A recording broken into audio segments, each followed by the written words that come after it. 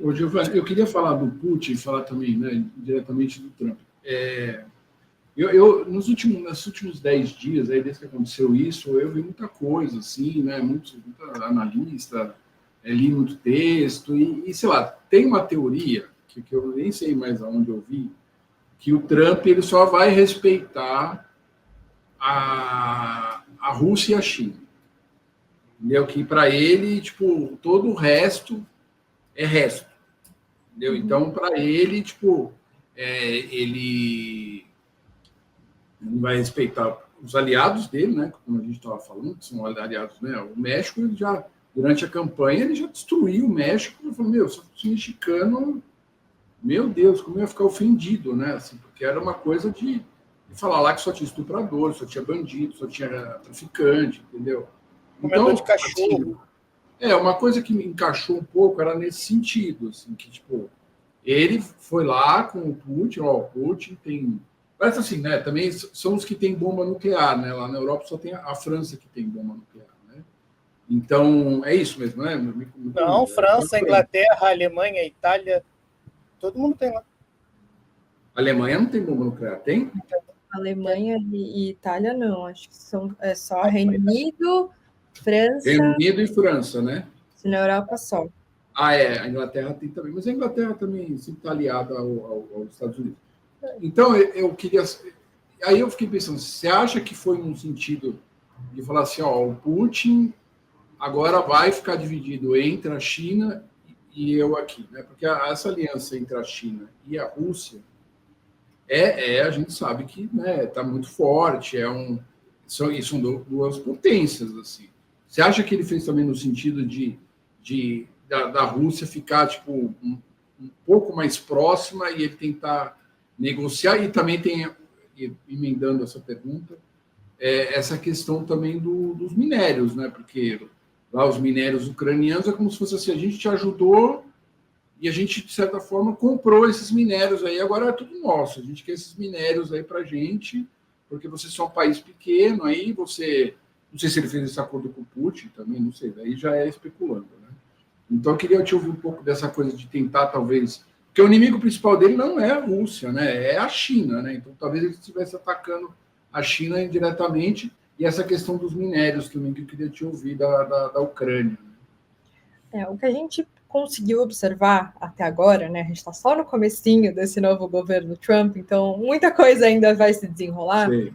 É que a gente está retornando para uma época de política de grandes potências, de algo que a gente não via desde o final da Segunda Guerra Mundial. Inclusive, eu estou lendo agora um livro sobre a Conferência de Yalta, que foi a conferência, né, dos três grandes ali, que reuniu Estados Unidos, Reino Unido e União Soviética para decidir os rumos da Segunda Guerra.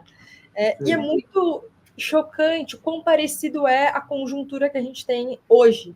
Então, nós voltamos para uma época em que nós temos três grandes potências, então Estados Unidos, Rússia e China, potencialmente aqui uma quarta, que é a Índia em crescimento, e a União Europeia em conjunto, então a gente tem basicamente esses 5 polos de poder, mas eu vou ressaltar esses 3. E o Trump, ele tem agido de forma a realmente só dar importância para os interesses dessas 3 grandes potências. E o fato de... A gente começou brincando, né? Ele falou que ia anexar o Canadá, anexar a Groenlândia.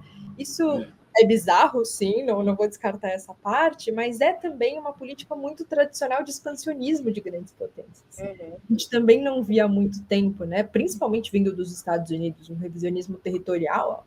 Isso não acontecia, assim.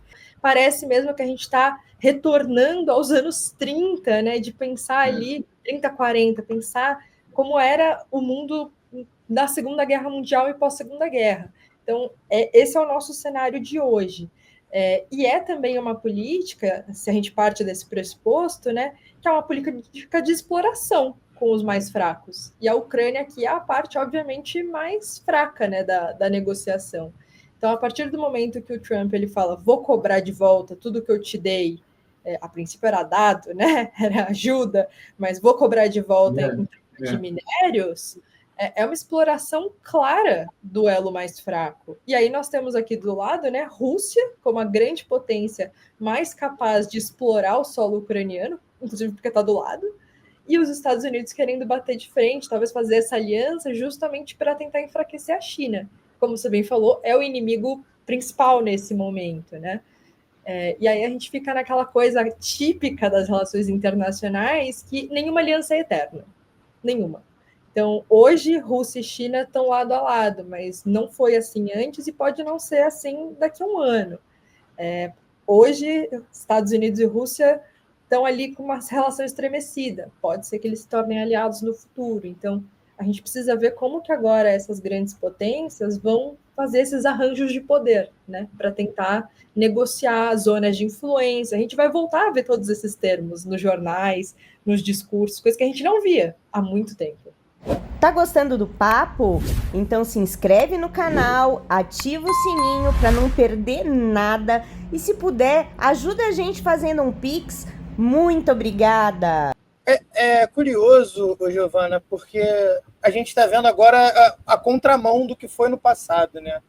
Com o Kissinger, que foi o chefe de Estado do Ford e quem foi o Nixon, né, ali na Guerra Fria, teve abertura diplomática dos Estados Unidos com a China, com medo de que a China fosse muito para o lado da União Soviética. E o Trump está fazendo o jogo oposto agora, né? Ele está tentando fazer acordos diretamente com a União Soviética, né? Atender os acordos, as demandas da União Soviética, para que a União Soviética não se aproxime mais da China.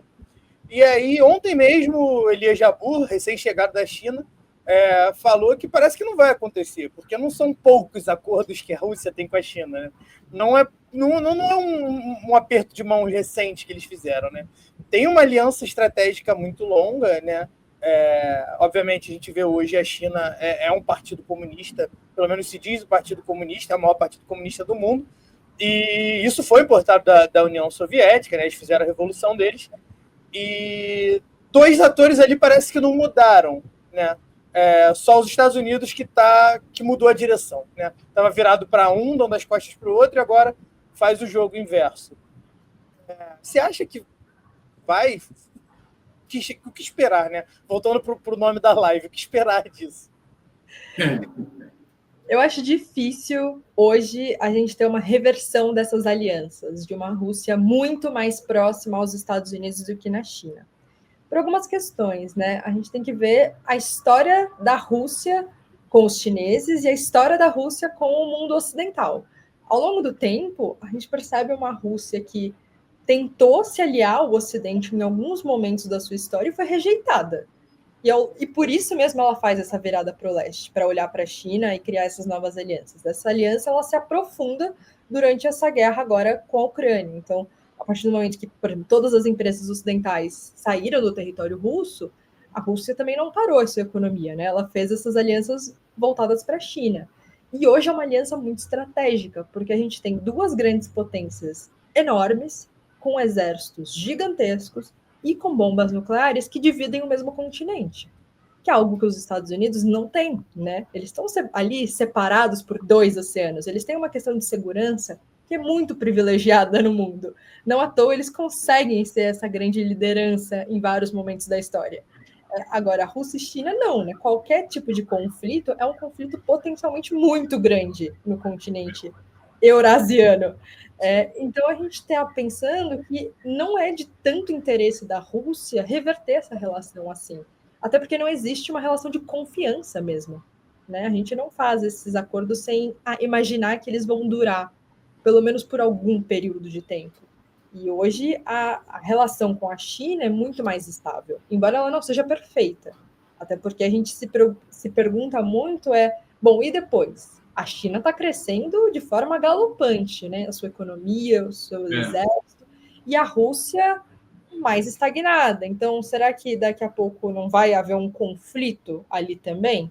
Mas eu diria que hoje é menos provável do que essa relação estremecida com os Estados Unidos. Não tem por que ter essa confiança nos Estados Unidos, né? Se a gente pensar, o Putin...